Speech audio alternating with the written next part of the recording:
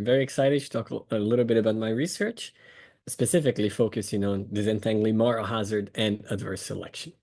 So let me start with a brief introduction. So most markets operate under some sort of asymmetric information. And what we call this asymmetric information is that one party of the transaction knows something that the other party does not. So we can think about several examples. So when you buy something online and you don't know exactly the quality of that product, the seller might have a better information of what that product looks like than yourself. This is one example of this asymmetric information. There are several others. So when a firm hires a worker, the firm doesn't know exactly how skillful, how competent that worker is. And also, even after hiring that worker, the firm might not be able to fully monitor the actions that this worker take. So you don't know how hard this worker is going to work once they are employed. There are several other examples. We can think about used car markets. We can think about an investor considering whether to invest in a startup company or not. They might have not as much information as the entrepreneur. We can think about people choosing insurance policies. When I buy a car insurance policy, I know more about my driving skill than the insurance company selling me this insurance policy. Or you can think about a regulator, the government, trying to design an unemployment insurance scheme or a tax scheme in which they might not perfectly observe how hard I'm trying to find a new job or if I'm reporting all the income that I actually accrue. All of those frictions fall under this umbrella that we in economics call information frictions. And they affect how markets work, how those contracts or how those incentive schemes are put in place. In this talk, we're going to focus on two very broad but very pervasive types of information frictions. One is what we call moral hazard. Moral hazard is about hidden actions. Is once one party does not observe something that the other party does after we contract. So let's stick throughout this talk for concreteness with this example of a firm hiring a worker. All of the insights are going to be broader than that, but I'm going to stick with this example throughout so that everything that I say is a little bit more concrete. So when the firm hires this worker, the firm will not observe perfectly how hard the worker is working on the job, how much effort this worker is putting. So this is the type of friction that we call moral hazard. It's a hidden action, that a choice that occurs after the contract has been signed. A different type of friction, which is related to adverse selection, is focused on hidden information. Is the firm might not observe a characteristic of that worker prior to hiring the worker. So for instance, if a firm decides to hire me, before hiring me, the firm might not know exactly how skillful I am, how good at that particular job I will be. We call it adverse selection because in some markets, the contract will attract exactly the people that the firm would not like to attract. So for instance, let's think about the example of the insurance. If an insurance company is selling an insurance product, so let's say a car insurance, the people that will be more likely to buy this car insurance are precisely the ones that have a higher chance of being in an accident, which is exactly the ones that have a higher cost for the firm. And that's where this name adverse selection comes from. But for the talk of today, what it matters for us is moral hazard is talking about hidden actions, while adverse selection is going to be referring to a hidden characteristic, a hidden information that the person already has prior to the contracting stage. So what we know about each of those frictions? So economists understand each of them separately very well. Those are very classic problems that have been studied extensively in the past 50 years or so. However, when we look at both of them present at once, we know much less. So the problem, the theory becomes much harder, and it's very difficult to deal with models that capture both of those frictions simultaneously. In this talk, what I'm going to do is to revisit each of those frictions separately, just to put us on the same ground on what we know so far, and then focus on insights of this recent paper that I have with my co-authors Hector Chade and Jeroen Swinkels, about how to deal with models that incorporate both frictions simultaneously. So what will be the agenda of the talk is I'll first describe each of them separately. So I start talking about moral hazard. How can we model and how can we think about moral hazard? What do we know about it? Then I will move to models of only adverse selection and finally combine the two of them. So let's start with moral hazard.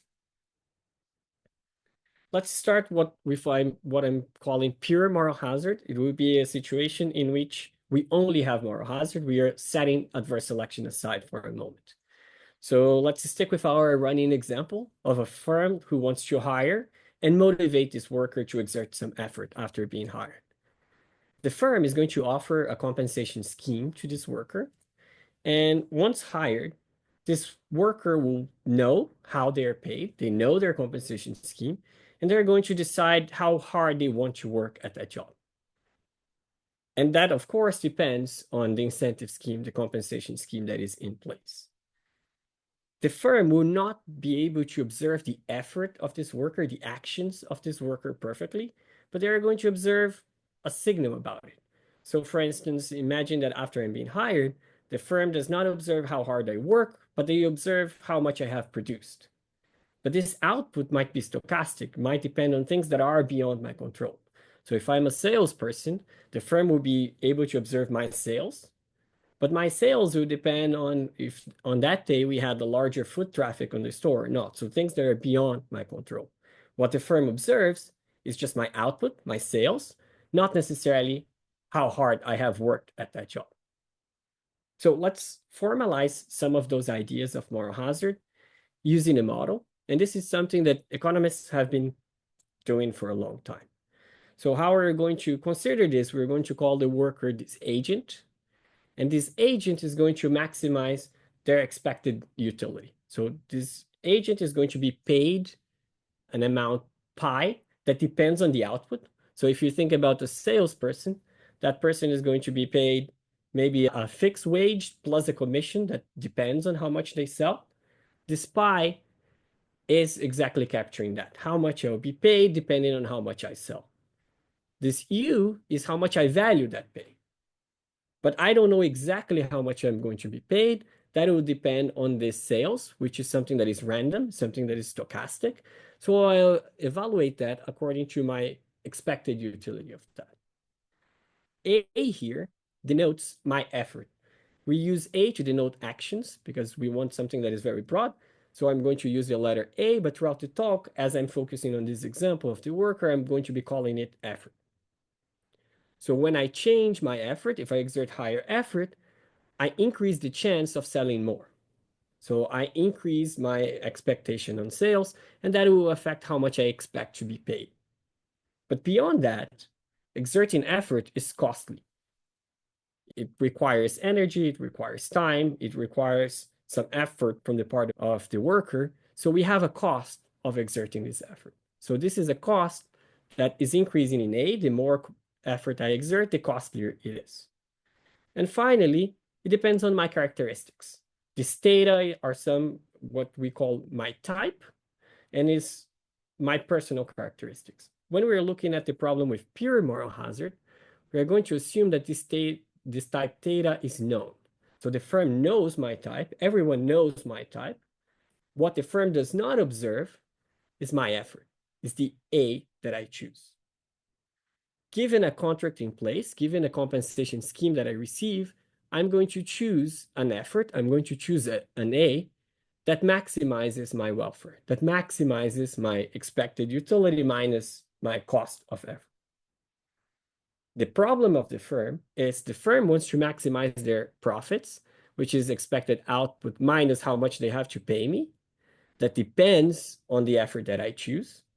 And what the firm has to do is to choose how to pay me, anticipating that I will change how I behave, how much effort I put when the firm changes this compensation scheme.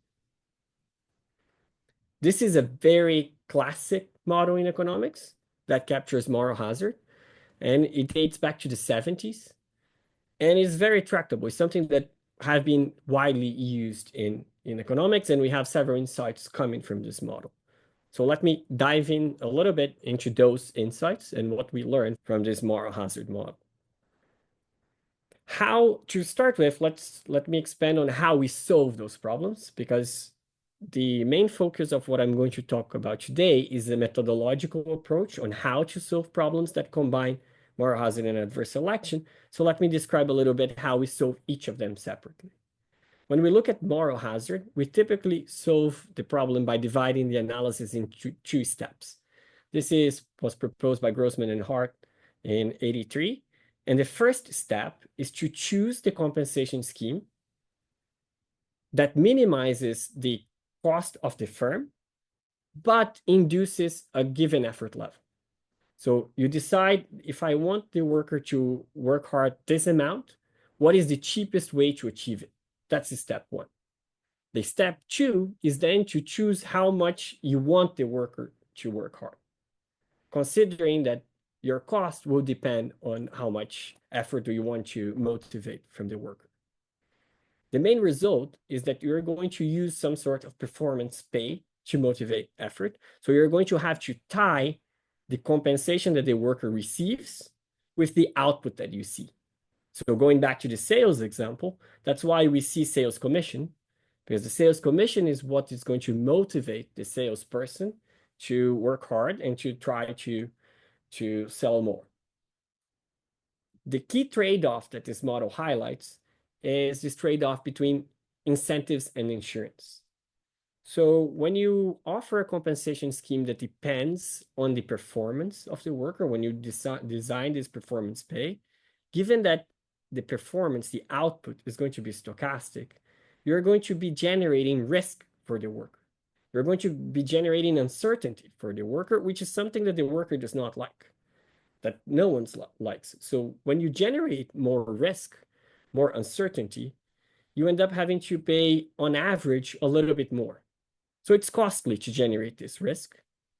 What is the benefit to generate the risk is that you then generate incentives for the person to work hard.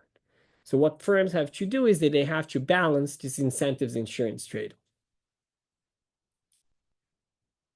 This I'm phrasing, I want to highlight once again, I'm phrasing everything with this example, firm worker, but the same thing could be said about unemployment insurance.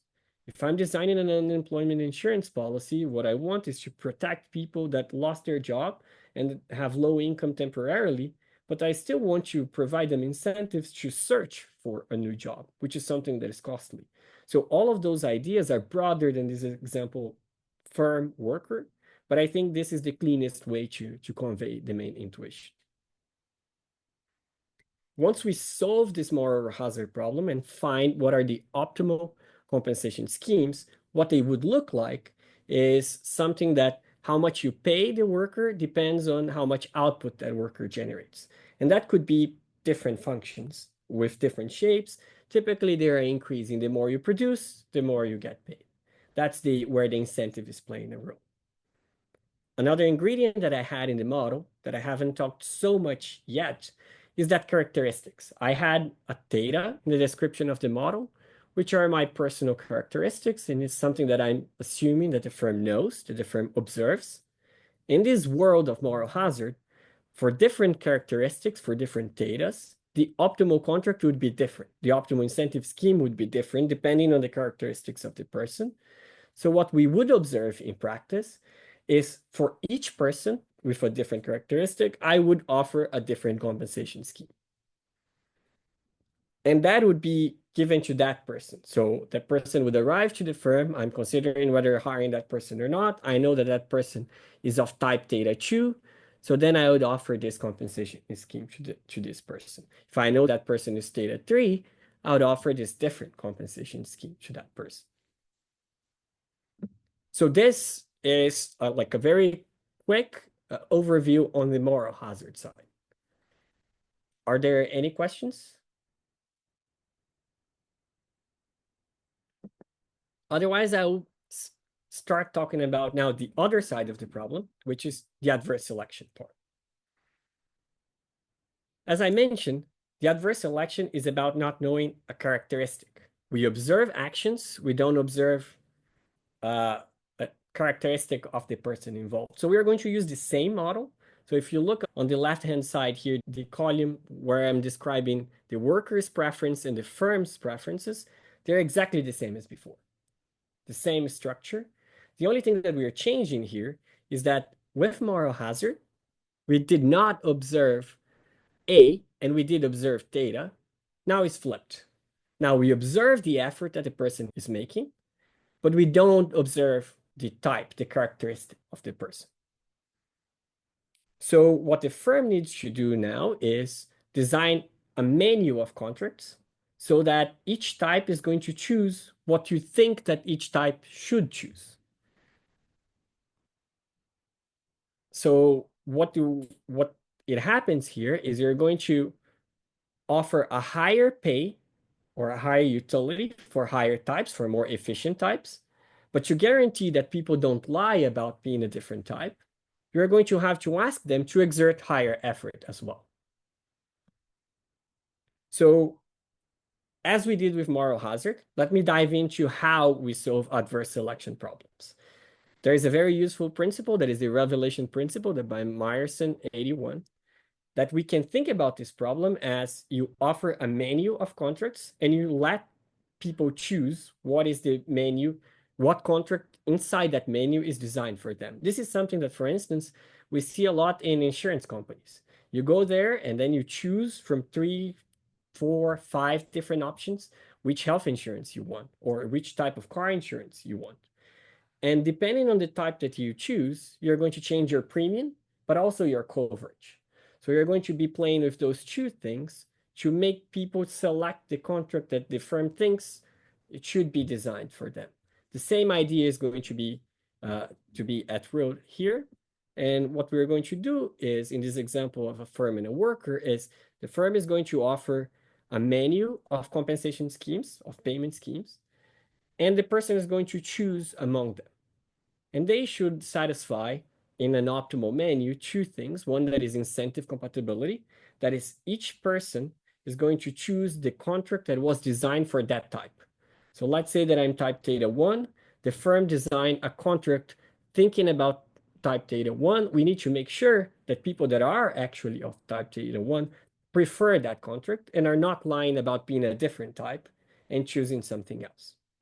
And second, that they want to participate, that you're giving them enough value that they prefer to take that contract than to walk out from this relationship. The key results from those adverse selection models is that first, now instead of conditioning the payment schemes on output, which is something random, the firm will directly condition on effort. We were only conditioning on sales, on output, because that's the only thing that we could observe. Now that we can observe effort directly, there's no reason to generate risk for the worker. It's better to pay them just a fixed wage, a flat wage. But then when we are paying a flat wage, everyone wants a higher flat wage. You cannot just do that. You need to require more. So I'm going to pay higher wages and demand more for different jobs. And then I let people choose. Do you want a high demanding, higher pay job or one job that will demand less effort, but lower paid? So similarly, we can look at things graphically. So the same idea that we had before, now I have the 3 different types, theta 1, theta 2, theta 3. Now the wage does not depend on your output, but the wage will depend on your effort. So I will offer you a flat wage on the output, but the higher your type, the higher the effort that I'm going to ask you. So I'm going to offer you a menu. How hard do you want to work? If you want to work more, I'll pay you more. But there's no link between output and pay. It's just a link between effort and pay. So putting those two things together, so you could see that I used very similar models to deal with moral hazard and adverse selection. It was basically the same primitive environment. I just changed what information friction we had. Did we observe actions or did we observe characteristics? And with that, we get very different results. We get very different shapes on compensation schemes. So those two frictions are very related. but they have different implications, sharply different implications. And moreover, all the examples that I gave here, if I'm talking about insurance, if I'm talking about compensation scheme, if I'm talking about unemployment insurance design, all of them plausibly have both of them at the same time. They typically show up together. We typically don't observe everything that people do, so we don't observe all the actions, but we also don't observe all the characteristics. Typically, people know something about themselves that the designer won't know. So we need to think about how to consider both of them jointly. And this is precisely where the paper that I'm talking about today, the Disentangling Moral Hazard and Adverse Selection, stands on. That's where our contribution comes. So here, this was more kind of a preview of what did we know and how to think about each of those frictions separately. Now I can talk about what do we know and why is it hard to deal with them jointly. So let's start thinking about both of them now. Now the designer, the firm, won't know neither the action taken nor the characteristic of the worker. Both of them are not, uh, neither of them are observable anymore. Workers now, when you design a menu of contracts for those workers can misreport their type. So that is, they can lie about their characteristics because this is something that I don't observe. And they can also choose an effort that is different than what the firm would like them to choose. So now you have those two types of deviations. One that is misreporting your type that we already had in the adverse selection. One that is about choosing an effort different than what the firm would like, which is what we had in the moral hazard. So whenever we are designing those incentive schemes, those contracts, we must deter those types of deviations. We must make sure that you want to report your type truthfully, choose the contract that was designed for your characteristics, and that you want to take the actions that we would like you to take, that you are having the correct incentives to take those actions. So those two are directly coming from the original problems. The additional challenge here is that we must also deter what we call double deviations. Someone who misreports their type, pretends to be of a different characteristic, and then chooses a different effort. This is where most of the complication comes from. When we look at the previous two, the literature on moral hazard and adverse selection separately tells us how to deal with them. So when we look at misreporting your type, which is the adverse selection part, we have fairly tractable and neat conditions to deal with them, which is what we call incentive compatibility. Those conditions are a monotonicity condition and an envelope condition, very well understood by economists. When we look at the moral hazard, is this idea of we want to make sure that you have the incentives to work as hard as we propose. There is an approach that is the first order approach that we just replace your choice of effort by the first order condition. Also something very tractable, something that we can use for our papers and to do our research. For those double deviations, we don't have a neat characterization. So what can we do? Before that, let me explain why those double deviations are tricky, why it's difficult to deal with them. And let's think about the simplest way of tackling it. We have a lot of computational power. Let's try to solve those things computationally.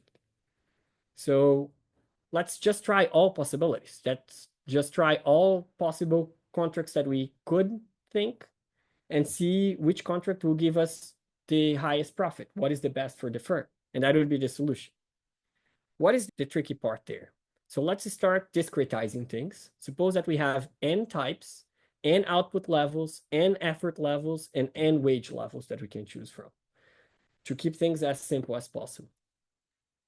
Now, there are n to the power of n possible mappings from output to wages. That's what the firm was choosing before. That was the pi that I let the firm choose. Those are there are n to the power of n possible functions like that. The firm should choose one per type. So the firm must choose n out of n to the power of n of those. If n, the how discrete our type space is 5, those are 10 to the power of 15 options. If n is 10, those are 10 to the power of 93 different options. And even on top of that, even if we were able to consider all of those options, we would have to know what each type would choose, which contract each type would choose, and what effort they would choose under each of those contracts. So you'd have to solve endless problems. So this becomes very computationally expensive and taxing problem. So this is something that is very difficult for us to try to approach in this brute force way of considering all possibilities. So we need to find a different way of tackling this problem with those double deviations. And is there an alternative approach? Yeah, I wouldn't be here if we hadn't thought about one. So let me tell you what is the approach that we came up with. And this approach is what we call decoupling. We call it decoupling because we're going to solve the problem in 2 steps, starting with a pure moral hazard problem, and then moving to a pure adverse selection problem. And with those 2 steps, we can find a sufficient condition to deal with this double deviation. So first, we solve a pure moral hazard problem in which for each type, each effort level, and each amount of utility we want to give to that type, we find the cost minimizing contract to that environment. So that creates a cost function for the firm that depends on the effort that I want to implement, on the utility that I want to give to the agent, and on the type of the work. Then we use this cost function from this first step to solve a pure adverse selection problem using this cost function. And what we are going to do there is we are going to choose an effort for each type so that no one wants to misreport, but using this cost function as our primitive now. So the first step is a pure moral hazard problem. The second step is a pure adverse selection problem that is incorporating some of the characteristics of the moral hazard here, but mathematically becomes a very similar problem that we are already used to solve using the adverse selection techniques. This is the idea, the procedure of the decoupling. Now, what it comes out of decoupling, if we use our procedure, if we solve the problem using what I just described, what are going to be the outcomes is we're going to have one effort level per type. That is what you're going to recommend. And here it is noted by alpha. And a contract, a compensation scheme per type. So a payment scheme that depends on your output and on your characteristic. So at the end, what we're going to get is a menu. I'm going to offer you a menu of compensation schemes that depend on output and let you choose which one you prefer out of those, and then you choose what effort you want out of those. Any solution to this procedure has a few characteristics that are useful for us. First, the contracts are similar to the pure moral hazard because that's how we got the first step, which means that most of the intuition that we already have for moral hazard still going to apply here, which is good news. Before this paper, we didn't even know if when the 2 frictions were at place, how they would interact. So at least we keep something that we have learned before from the previous lecture. And the same is true for adverse selection. The second part comes from a pure adverse selection problem. So a lot of the intuition that we have for this pure adverse selection problem is maintained once we combine the 2 of them here. Now, I described what was the decoupling, what are the outcomes of the decoupling, but I haven't told you why does it work and whether it considers double deviations or not. So let me be very explicit. What deviations does decoupling consider? So decoupling considers 2 types of deviations. One that is effort deviations. I change my effort. That's our first step, takes care of this. The second step, what decoupling considers is if I choose a different contract, if I misreport my type, but then instead of freely choosing my effort, I choose the effort that would have been recommended to that type if that type had gotten the contract. So we are considering some deviations, but not all double deviations yet. So we're still not fully done. We need to argue that using our decoupling procedure, we actually can handle all the double deviations without having to actually consider them explicitly. Our main result is precisely to show when those other deviations that we are not considering with the decoupling procedure are slack, when they are not important for the problem and when they won't matter for the final solution. So this is the core of our main result.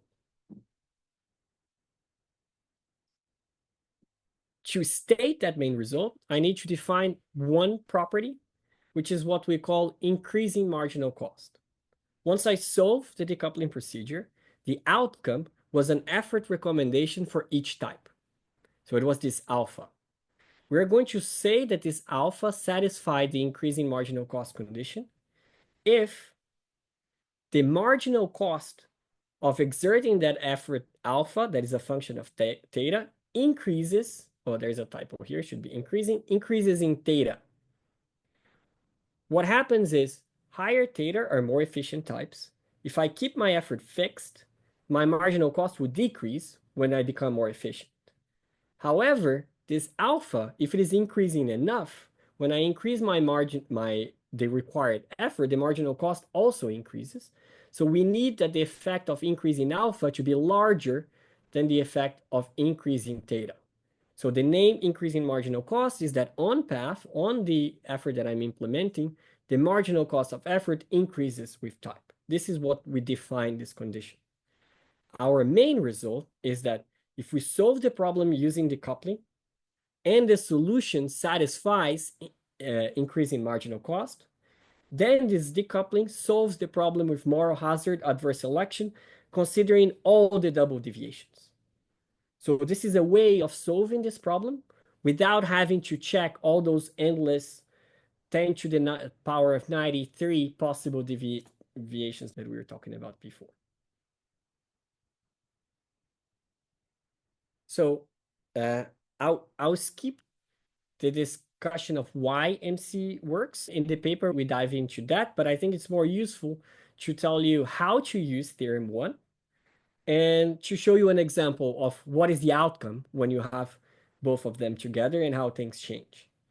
So to use the decoupling procedure, what we propose is we first solve the problem with the procedure that we had, which is two standard types of problem, one pure moral hazard and one pure adverse selection. Out of that procedure, you're going to have a solution. And then what you can do is you check if this increase in marginal cost condition, if that was satisfied or not in the solution that you just computed. If the solution satisfies that condition, you are done. You have solved the full general problem. So what is the advantages of this procedure is, on one side, is computationally tractable.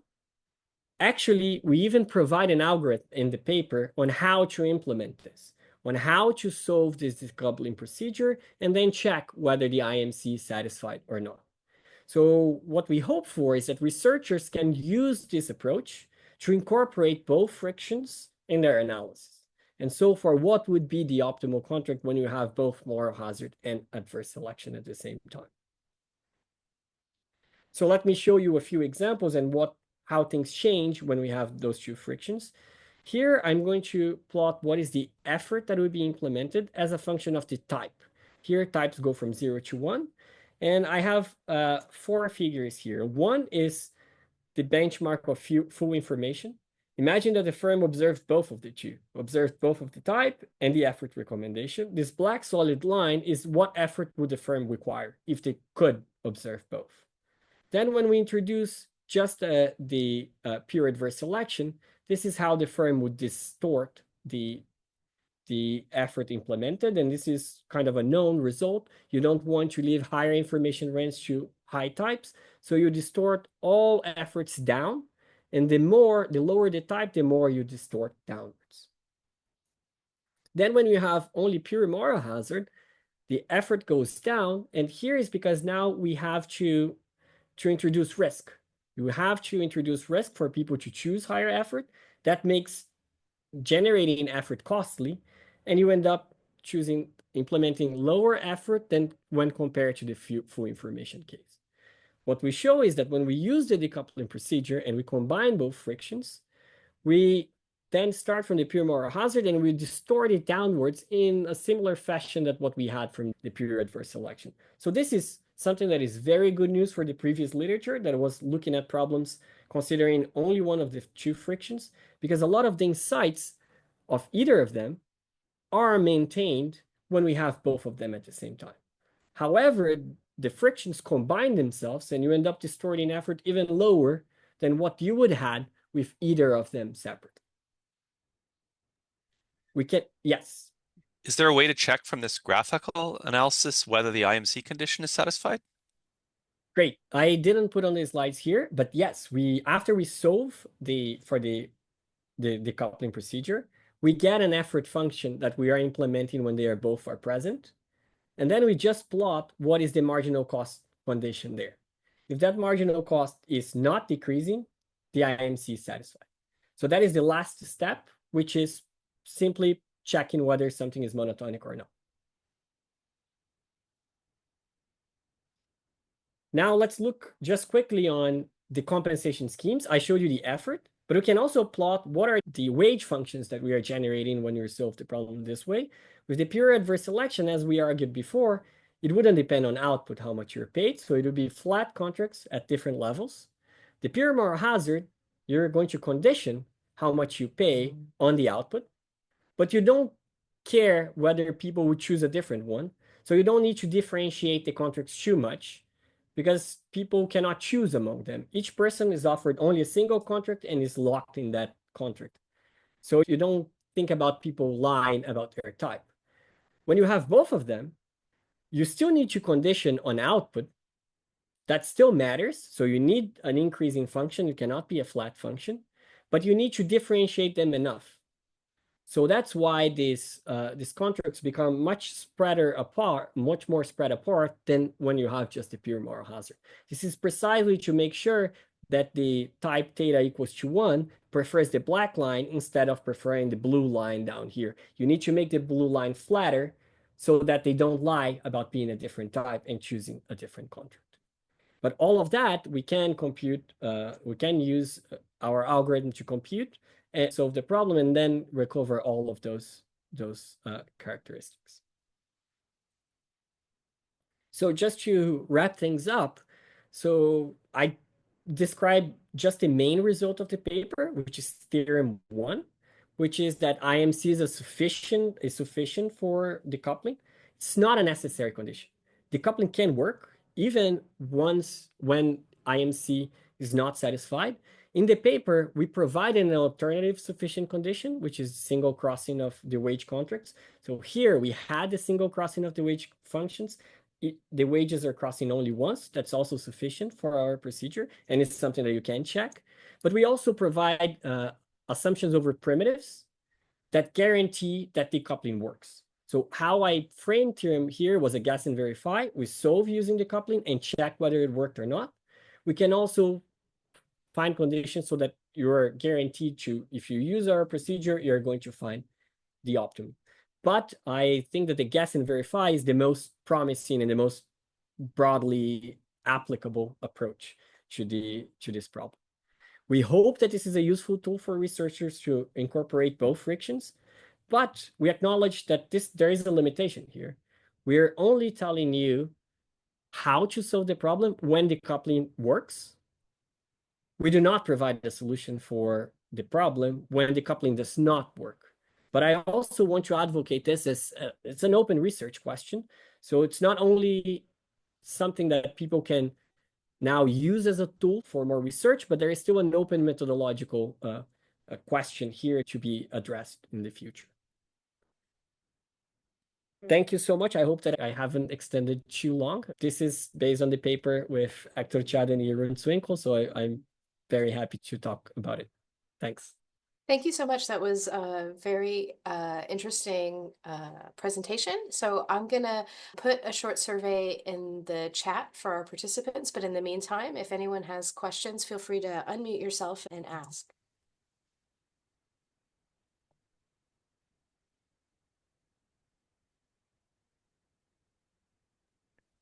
I'll ask a question.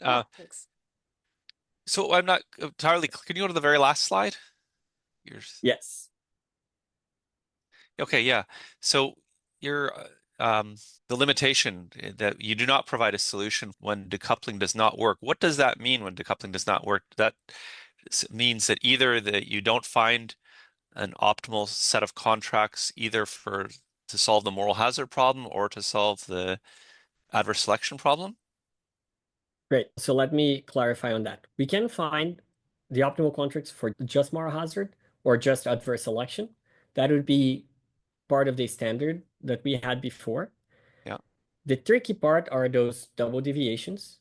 What IMC guarantees us is that when we solve the decoupling, we are guaranteed that no double deviation will matter, yeah, that no one wants to double deviate. When IMC doesn't, or neither single crossing is satisfied, I see. there are double deviations that could be binding there. Uh-huh. So we still will have a solution for the decoupling. We'll just not be fully sure whether that solution satisfy all those potential double deviations that we are not considering. They're exactly the tricky ones to consider. Huh. Okay. So our problem is more, we approach it, we see the solution, and then with that solution, we can say whether that solution to our decoupling procedure is optimal in the full-blown problem or not. Okay. If it is not, if it does not satisfy those conditions, we cannot guarantee that there wouldn't be a double deviation. Okay. And if you cannot guarantee that there's not a double deviation, what does that look like for the individual moral hazard or uh, adverse selection problems? How does that express itself in the separate problems? So good. So for the separate problems, we do have conditions from the literature on how to deal with them. So that wouldn't necessarily matter. What it makes a difference is one of the conditions for the adverse selection, let's focus on that one, I think that's the cleanest relation, is that you need to require higher effort for higher types. Yeah. That is the monotonicity condition that appears in incentive compatibility. That's what you need for just pure adverse selection. Yeah, you need, right, what is When you incentive have, compatibility and participation constraint. Those need to be satisfied, right? So those could be yes, satisfied. You could solve the moral hazard problem, but you can't solve the joint problem. That's what you're telling me. It's possible. yes, Yeah. yes. So let's consider the problem that we have only adverse selection. So what I observe is your effort. So I can condition how much I pay you on your effort on that A. And the incentive compatibility condition can be characterized by two other conditions. One is an envelope condition. Your utility needs to grow on type in a certain rate. The second is a monotonicity condition, which means I need to require higher effort from higher types. I cannot ask someone that is more skillful than someone else to exert a lower effort. That wouldn't be incentive compatible. Yeah. That monotonicity is enough. You just need a simple monotonicity. You don't need any increase in a certain rate to guarantee incentive compatibility when you have pure adverse selection. Once we add moral hazard there as well, that monotonicity becomes stronger. We don't need only to increase the effort, that effort level needs to increase faster than it cannot never be flat. It needs to be strictly increasing and strictly increasing at a certain amount. That's where the double deviation might start playing a role. It might be that I can fully characterize your contract with just adverse selection, but as soon as I don't observe your effort level, I only observe your output, you might say that you are a very low type, get a different type of contract, and then adjust your effort very much in a different way that I didn't consider.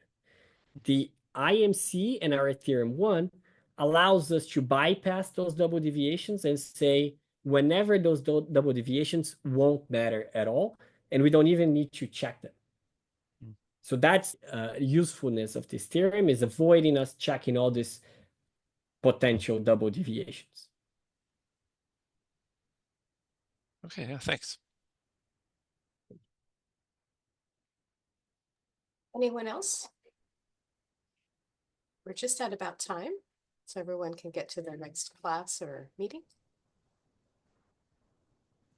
All right, well, I want to thank you again, Enrique, for your presentation and for joining us today. And thanks to all of you that joined us live.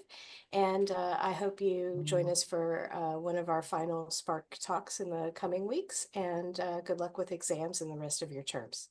Thank you very much. Thanks, Michelle. Thank Thanks, you. Enrique.